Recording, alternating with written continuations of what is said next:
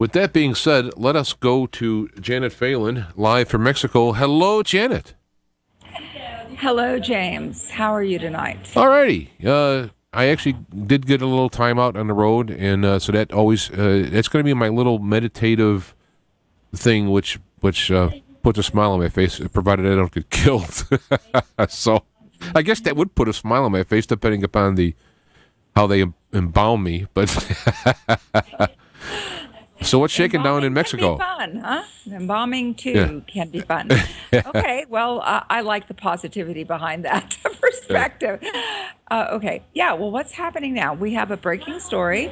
It is on the front page of New Eastern Outlook, authored by myself. Little different kind of story than a lot of what we've discussed here on your show. This is entitled Paul Calder LaRue, Arch Villain or Arch Agent. And the story sort of begins with the arrest of Paul Calder LaRue back in 2012.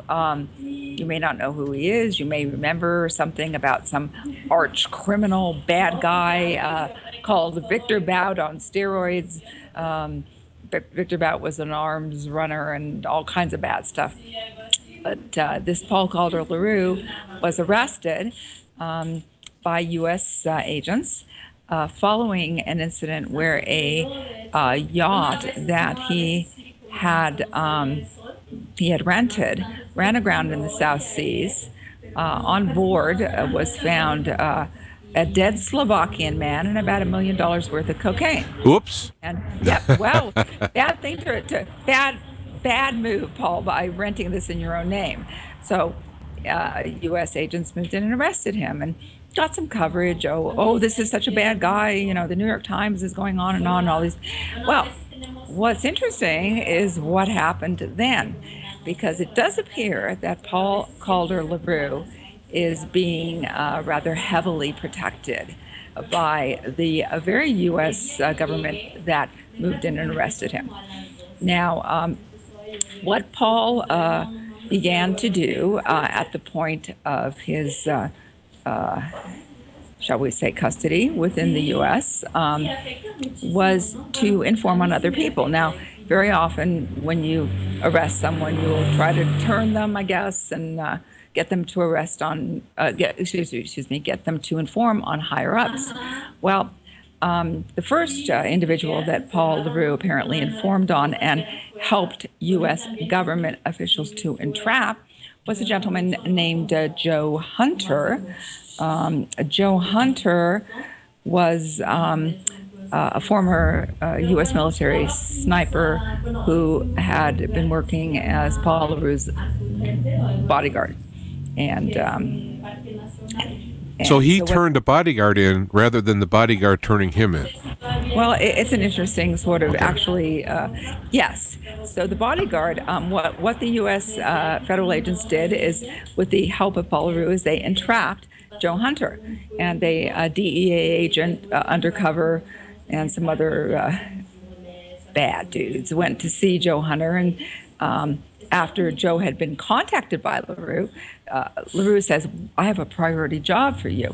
Well, what LaRue wanted Joe Hunter to do on tape, because the DEA agents had wires, was to agree to do an assassination for LaRue.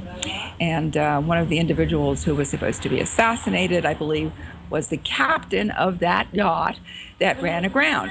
And according to sources like the New York Times, what LaRue told Hunter was, well, he's going to turn state's evidence and he's going to snitch us all out. So we got to rub him out, and some other people to be rubbed out too.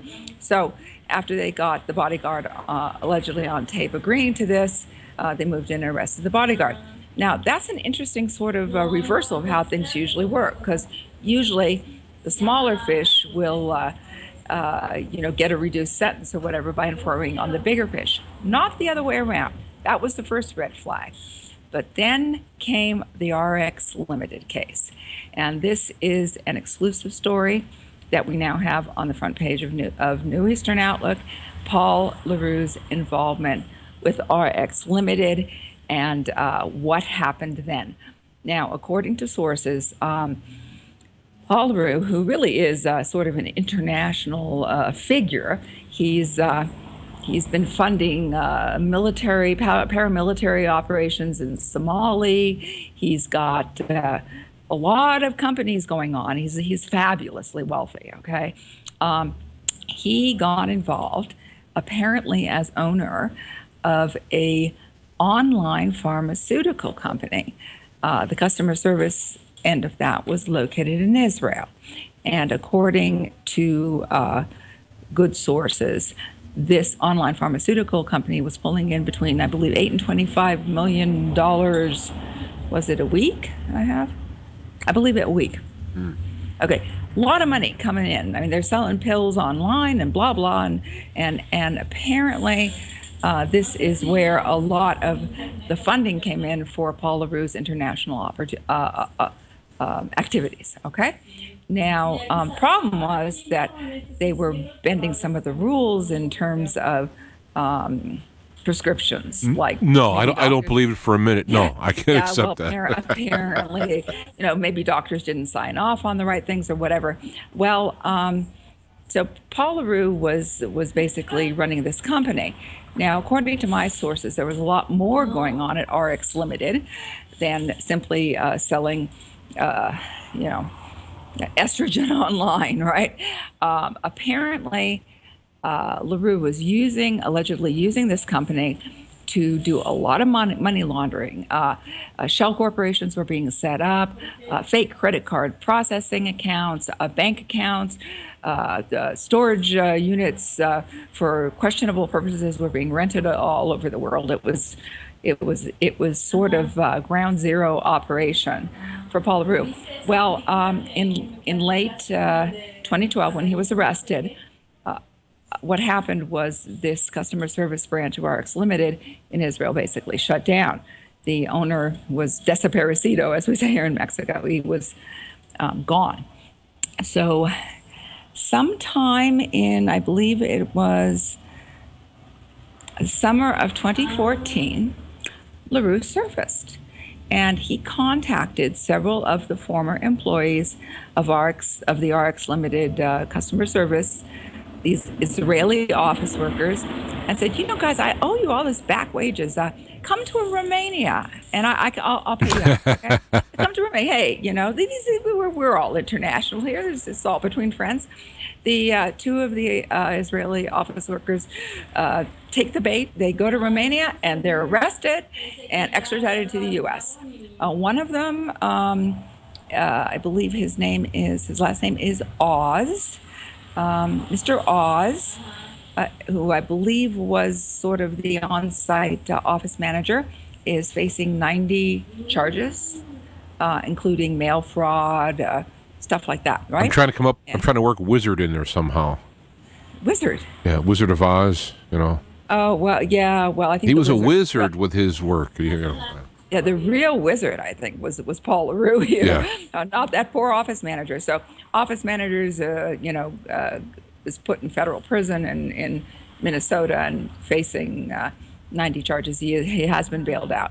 And there was another individual named Bezalel facing over 50 charges. And he got himself bailed out, and he took off like greased lightning.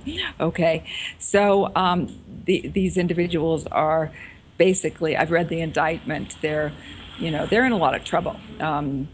They've been selling prescription drugs without having pharmacists or doctors sign off on them, and all kinds of terrible things like that. Now, the issue here is, of course, that Paul LaRue was involved in entrapping them. Come to Romania. I got lots of money for you, So he must have watched some of those TV shows where they have you want a big screen TV, come pick it up, and they come to pick it up and they bring him in and they arrest him under warrants. So he must have got that idea. Or somebody gave it to him, because remember, he was arrested. He was in custody starting in 2012. Now, according to the Federal Bureau of Prisons website, Paul Calder LaRue went into a federal prison facility in New York in 2012, was released in 2013. No charges charges ever filed against him, no court dates. Instead, he's now, quote unquote, snitching out all these lower level employees. Now, what's wrong with this picture? Well, what's wrong with this picture is that apparently everyone who could reasonably and cogently inform on the extent of Paul LaRue's international activities are going down. But where is Paul LaRue? Well, according to the Federal Bureau of Prisons website, he's not in custody. He's not charged in any capacity in the RX Limited case. That was his company. He's probably in the same place the WMDs are in Iraq. Would that be the Emerald City? Oh, sorry. Yeah. Well, he's obviously active.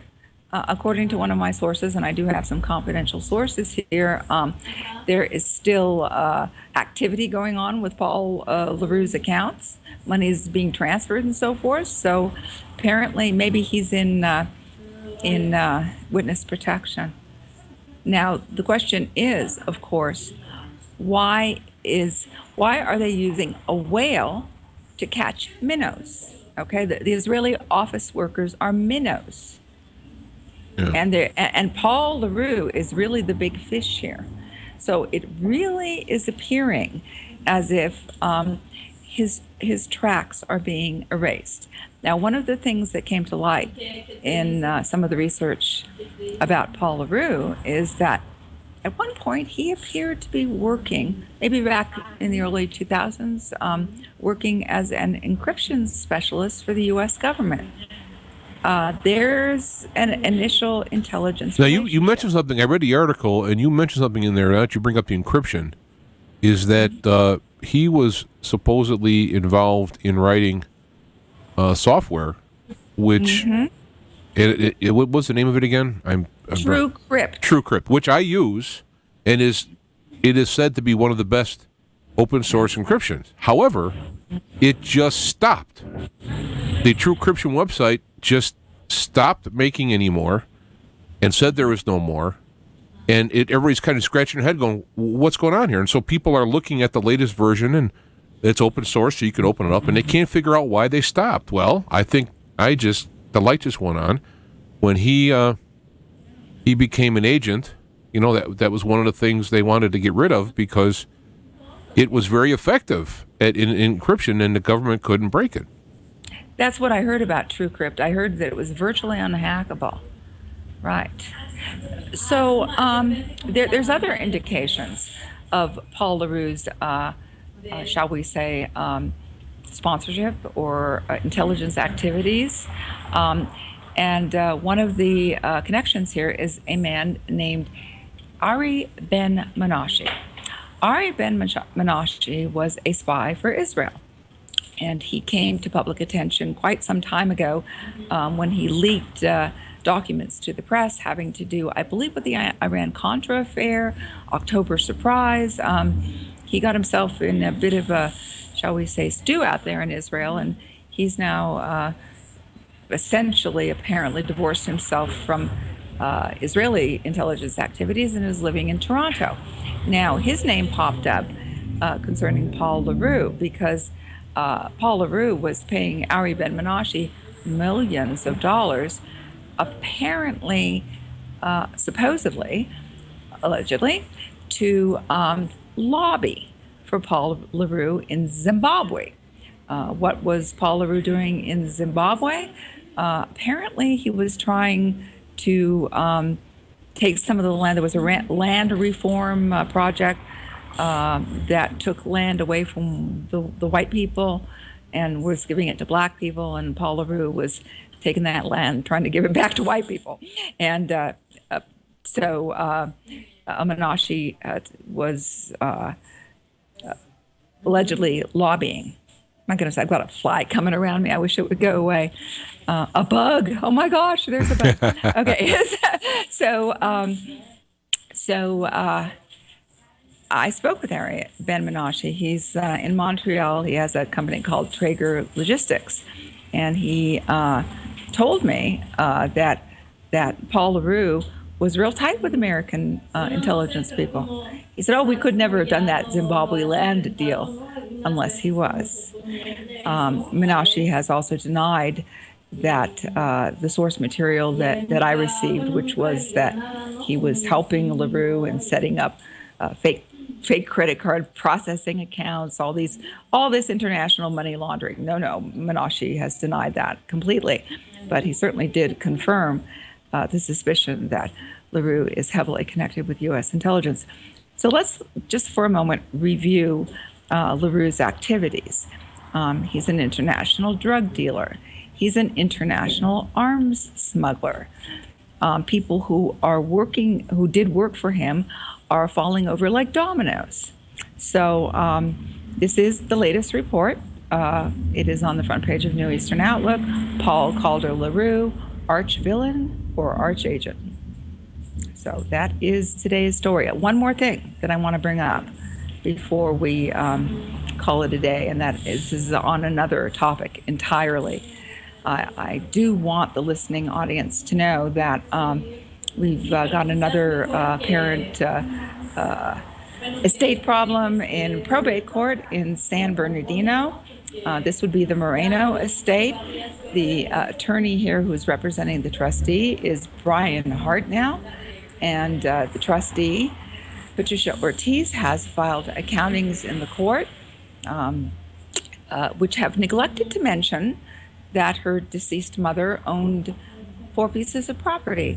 My gosh, there's just like almost no money left, says Ortiz. There was like a little bit in bank accounts and it was all spent. So we've got almost nothing left. And forgot to mention 4 houses. I believe at least one of them has been sold. This is part of the estate that needs to be accounted for. So I did go ahead and contact Brian Hartnell,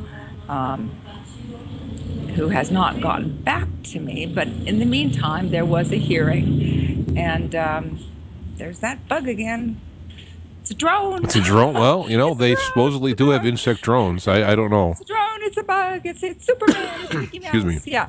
Okay.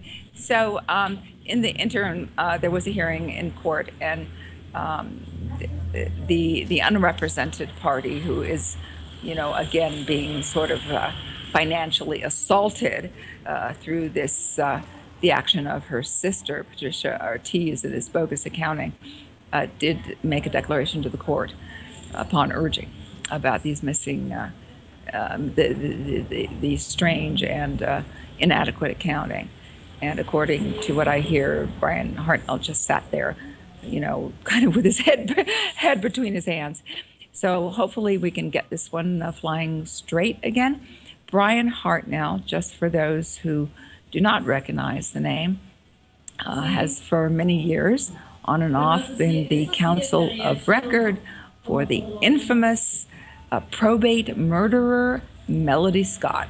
So the cabal is working hard to rip off the Moreno estate and to leave at least one of the beneficiaries with nothing. And hopefully we can, we'll be watching this case, and we're hoping that it will begin to fly. I just see all these people sitting around going, "Will the circle be unbroken?" They're just sitting around singing about how they're ripping off everybody.